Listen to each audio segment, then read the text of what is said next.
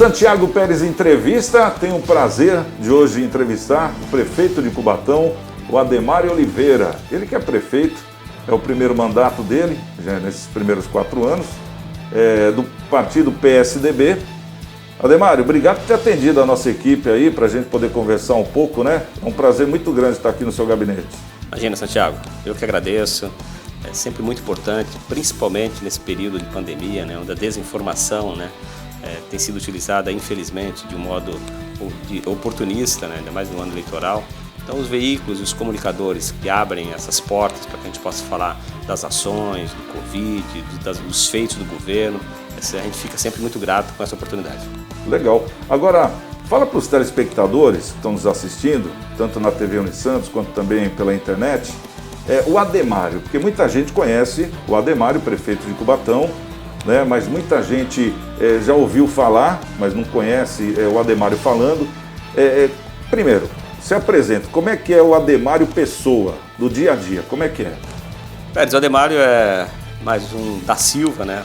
Eu sou natural de Cubatão, viemos para cá na década de 80, meus pais veio com o crescimento do Brasil, do estado de São Paulo, a construção civil, veio, como diz o nordestino, de Malicuia para cá em 1980 e permaneceram, e nós, obviamente, adotamos a cidade de Cubatão como nossa cidade, né, não de origem, mas que nos deu todas as oportunidades.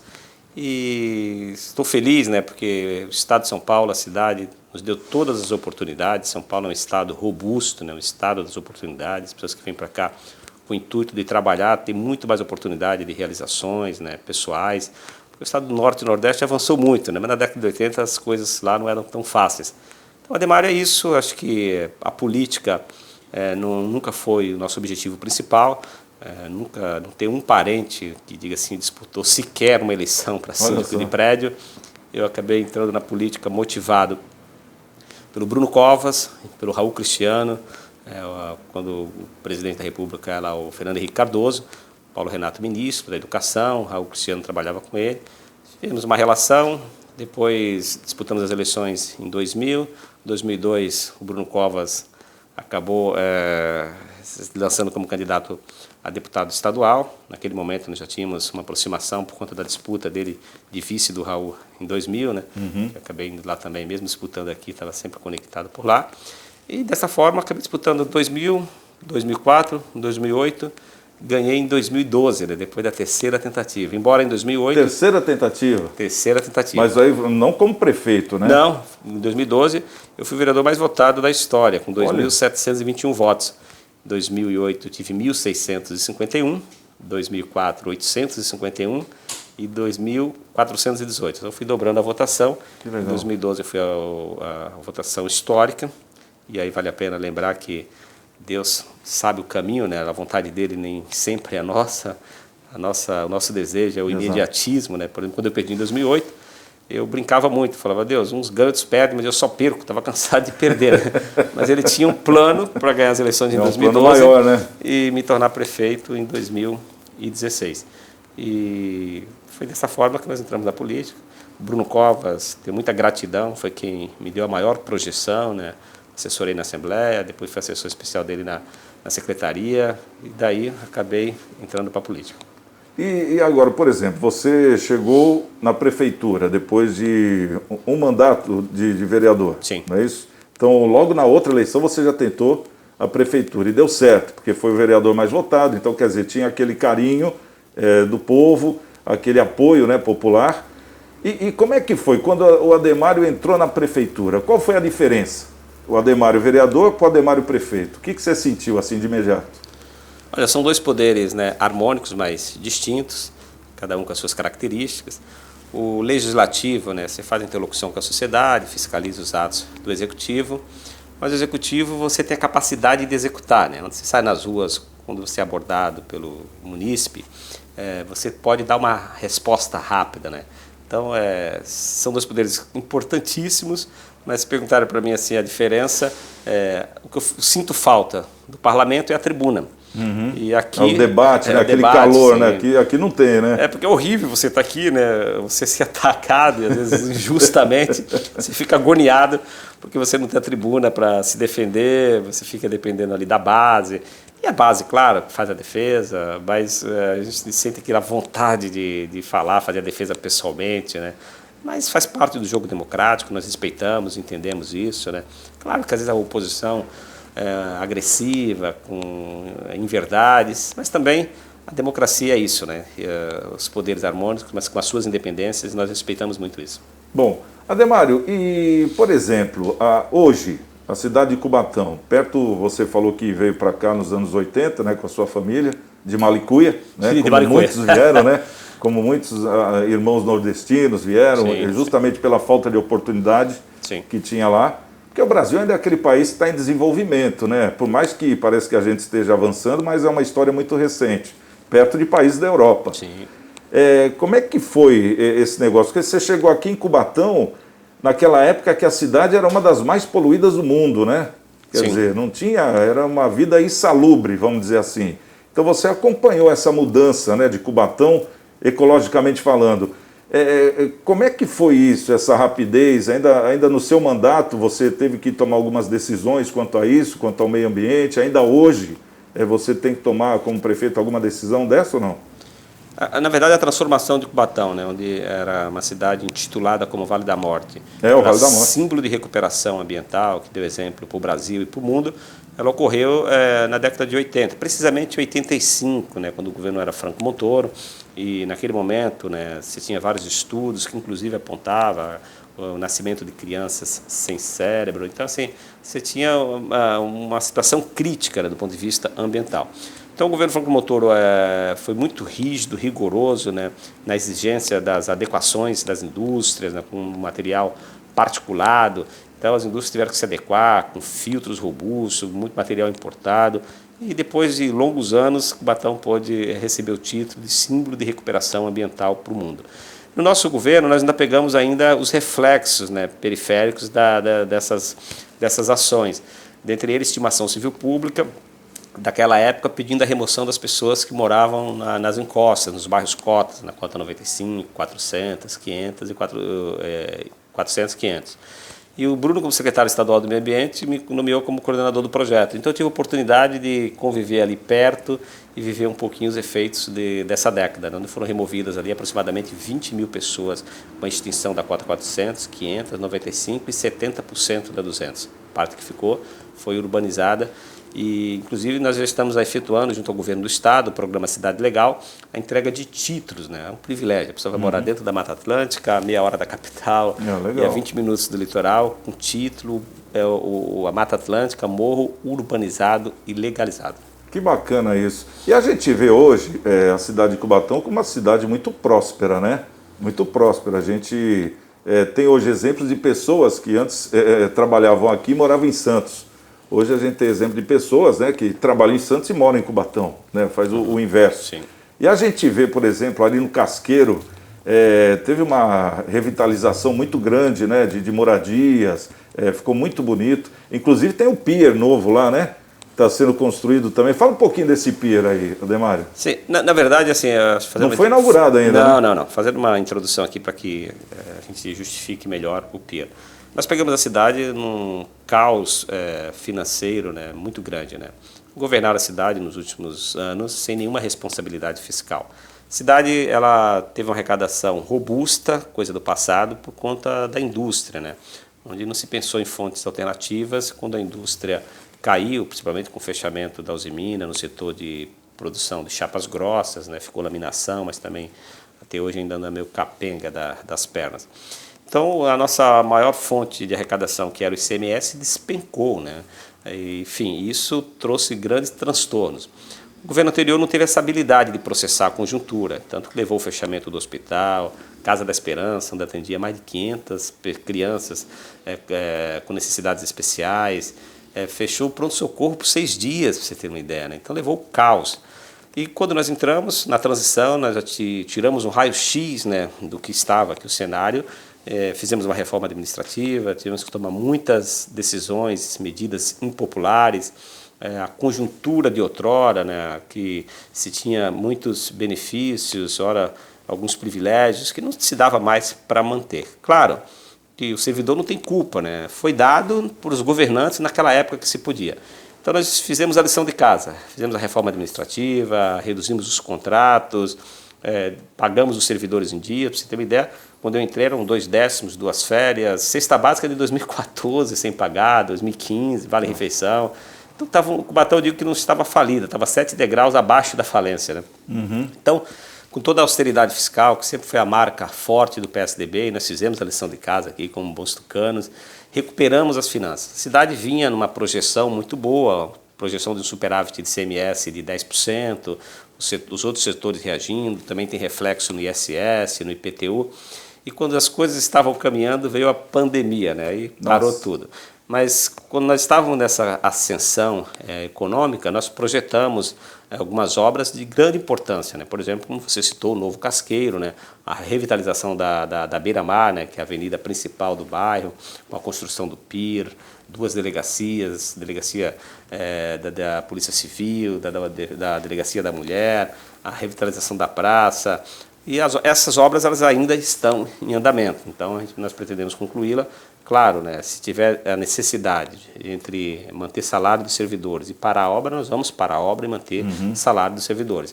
Mas as obras que estão em andamento, até então, nós estamos segurando com muita severidade nas finanças. Então, veio a pandemia e acabou atrasando um pouco, mas o mundo inteiro teve que se adaptar a essa nova realidade, é o que nós estamos fazendo aqui.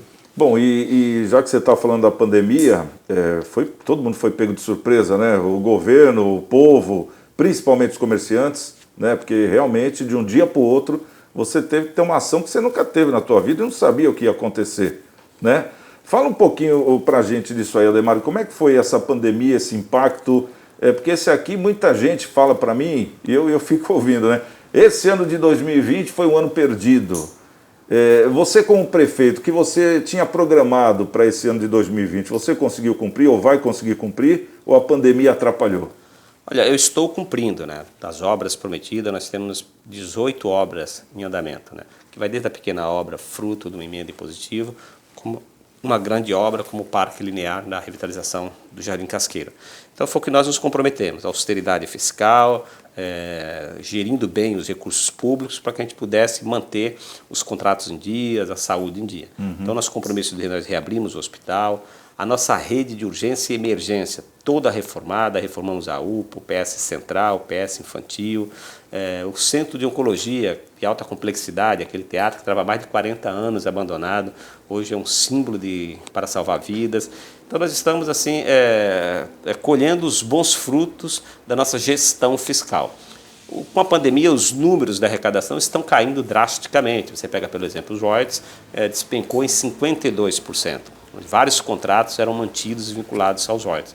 Nós estamos buscando aí, né, dia após dia, vivendo cada momento, vendo o comportamento das receitas e tomando as medidas necessárias. Esperamos que não tenhamos medidas drásticas, claro, que o encolhimento da economia, você estanca em novos investimentos, mas tenta manter ali os principais contratos, saúde, educação e pagamento em dia dos servidores. Bom, você me falou da saúde, né? Então já empurra para os outros 2 assuntos, né? Que é a segurança e também a habitação, né? No caso, a educação também, né? No caso. O Hospital Modelo trabalhando a todo vapor e é uma coisa incrível, né? Porque muita gente acha que o Hospital Modelo de Cubatão está fechado até hoje, né? E essa é uma grande inverdade, né? Porque está aberto e atendendo, eu sei até de casos de pessoas que vêm de outros municípios para serem atendidas aqui pela agilidade, né? A questão de segurança, como é que está isso? Porque a cidade de Cubatão agora parece que também vai ter a sua guarda municipal, não é isso, Ademar? E o concurso, inclusive, estava pronto para ser feito e foi suspenso, mas como é que vai ser agora? Saúde, ok, o nosso hospital ele tem uma capacidade de 250 leitos, né? Nós tínhamos 75 leitos em funcionamento, porque quando ele foi construído na década de 2000 pelo ex-prefeito Ney Serra, ele foi construído dentro de uma concepção, naquele momento, da saúde metropolitana. Depois o SUS, né, começou a regulamentar, cada cidade tem os seus próprios hospitais, então ficou um hospital robusto para uma cidade de 130 mil habitantes. Como o município, né, a saúde está cada vez mais direcionada para os municípios arcarem e é alto, os municípios se adequaram à sua realidade. Mas, de qualquer forma, nós tínhamos quase 200 leitos disponibilizados. Então, enquanto muitas cidades estavam pensando em hospital de campanha, por conta da Covid e da proliferação rápida dos casos, nós tínhamos uma boa retaguarda. Aditamos o contrato para contratação de novos servidores, mas nós temos hoje, né, disponibilizado específico para o Covid, né, 33 leitos de enfermagem e 20 de UTIs, ou seja, 53 leitos, com mais 25 de enfermagem disponibilizados, se assim for necessário, e 10 de UTI também disponibilizados, se assim for necessário.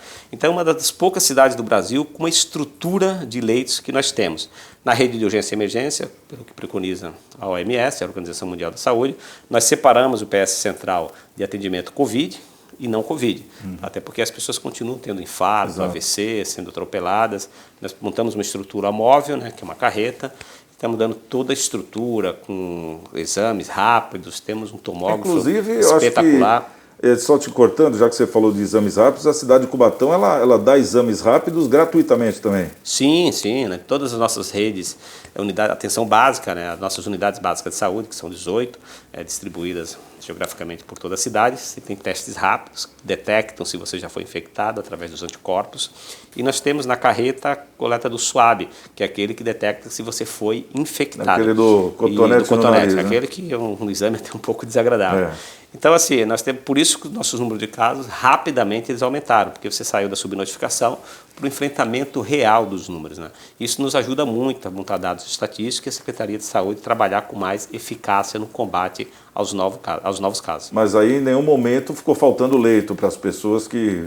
Não, pelo contrário, né? Pelo contrário. Hoje nossos leitos atendem parte da cidade de São Vicente, por exemplo. Temos hoje no nosso UTI, pela manhã eu recebo todo o relatório. Nós tínhamos 4 pacientes na UTI de São Vicente. Graças a Deus que a gente tem condições de atender os nossos, mas é um momento difícil, né? Exato. O ideal é que cada cidade tivesse a sua própria estrutura. Tem que colaborar, né? E a segurança, como é que fica aquele negócio da Guarda Municipal? O concurso que iria ter, mas foi suspenso, né? Segurança nós avançamos muito, né? E os políticos adoram falar, avançamos muito, mas tem que avançar. Diga-se de passagem, foi feita a doação da prefeitura, fiquei sabendo, até pela Polícia Civil, de um drone, é isso? Sim. A cidade conta com drone hoje? Sim, nós damos um drone para a Polícia Civil para aprimorar, né, ajudar nas suas operações. Mas para a Polícia Militar nós doamos 10 Fiat Unos, todo estruturado, com toda a estrutura de carros oficiais da Polícia Militar. Então, uma parceria do município, reformamos todas as viaturas da Polícia Militar, também da Polícia Civil. Então, nós temos uma parceria real aqui. A nossa operação delegada, que eram 16 homens, nós ampliamos para 32. E o concurso público da nossa Guarda Municipal, né, que está em aberto. Aliás, foram mais de 6 mil inscritos. Nós suspendemos a data da prova agora por uma determinação, né, do decreto do governo do Estado, que ainda está mantida a proibição da aglomeração de pessoas. Uma suspensão provisória, mas nós temos assim, muita esperança de que o concurso ainda seja realizado esse ano. Segurança Pública, para você ter uma ideia, Pérez, os números de furtos despencaram de 713 para 323, né, pegando como parâmetro o último semestre de 2019 para o primeiro semestre de 2020. Então, os nossos números todos despencaram. Então, a Segurança Pública tem sido muito eficiente aqui na cidade. Bom, então é só passar essa pandemia que vai ter aí o concurso da Guarda Municipal. Sim. E Guarda Armada, né, pelo que ele estava falando. Vão também agir em conjunto com a Polícia Militar, como é o caso da Praia Grande hoje, que é uma das melhores guardas municipais do Brasil. Sim, o nosso termo de referência prevê justamente essa sincronia da Polícia Militar com a nossa Guarda Municipal Armada. Legal, essa é a nova tendência. Ô, Ademar, deixa eu entrar num assunto aqui um pouquinho chato, que a gente gosta também, como bom jornalista, de dar uma cutucada, né? Claro, faz parte. Fazer aquela perguntinha mais chata. Ano passado, 2019, e também uma outra oportunidade, tentaram te tirar do poder. Como é que foi isso? Você, pelo que eu li, né, 2 impeachments você passou nesse seu primeiro governo? Sim, foram 2 pedidos de cassação político. Infelizmente, na democracia, né, se permite isso, né, onde o parlamento ele tem a prerrogativa de tirar o chefe do executivo do poder por uma decisão liberal, e o chefe do poder não tem a prerrogativa de destituir o parlamento. Coisa que no parlamentarismo é um outro regime, que aliás o PSDB sempre foi muito simpático, onde o primeiro-ministro destitui o parlamento e o parlamento destitui o primeiro-ministro. Tem uma reciprocidade. No nosso modelo presidencialismo, só os chefes do executivo que são vítimas dos parlamentos, né? O parlamento não pode destituir, né?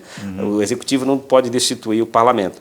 E aí o que acontece? Você tem questões políticas e o parlamento, eles fazem na certeza de que não tem nenhum tipo de crime, fazem para desgastar, para imputar fatos, e a gente tem que conviver com isso. Não dá para reclamar e bater de frente, porque é esse modelo que temos, se é falho ou não, e a discussão de mudá-lo aí é uma discussão de Congresso, né? Porque você tem que fazer alteração, uma emenda constitucional e mudar. Mas agora não dá para ficar aí questionando, brigando com outro poder. Tem que buscar o entendimento. Né? Olha, protocolizou, a oposição fez isso para dar desgaste político, chama a base, presta as informações, coloca em votação e a sensatez sempre prevalece. No caso dos pedidos de cassação que entraram contra mim, nós, obviamente, tivemos, acho que no primeiro um voto contrário e no segundo 2, onde a grande e ampla maioria dos parlamentares entenderam que a cassação, a motivação era política. E depois gerou até um inquérito para apurar, né, a indústria de pedido de cassação pela conveniência política, que não é saudável, embora seja legal, mas é imoral. Entendi. Bom, aí no caso, você, como um governante hoje da cidade de Cubatão, que é uma cidade que tem uma opinião, isso é muito bom também, né? Você vê que é uma formadora de opinião, eu acho que é até por isso que lhe cobraram tanto, né? Mas tem a oposição, que também é muito forte, né? Como, ainda mais num ano eleitoral como esse, né? Estamos aí, 4 meses da eleição.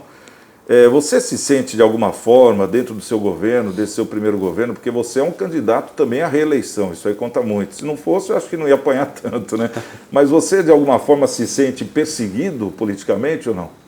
Olha, Pérez, eu não diria, né, perseguido, porque a oposição faz o papel dela. Porque às vezes dessa gente é indignado, é uma oposição não saudável. A oposição é legítima e ajuda o chefe do executivo, porque aponta os erros, aponta as falhas, nos ajuda a governar. Ruim que nós temos uma ferramenta que não se tinha em outras décadas, em 2000, né, na década há 10 anos atrás, que são as redes sociais. São de suma importância, né?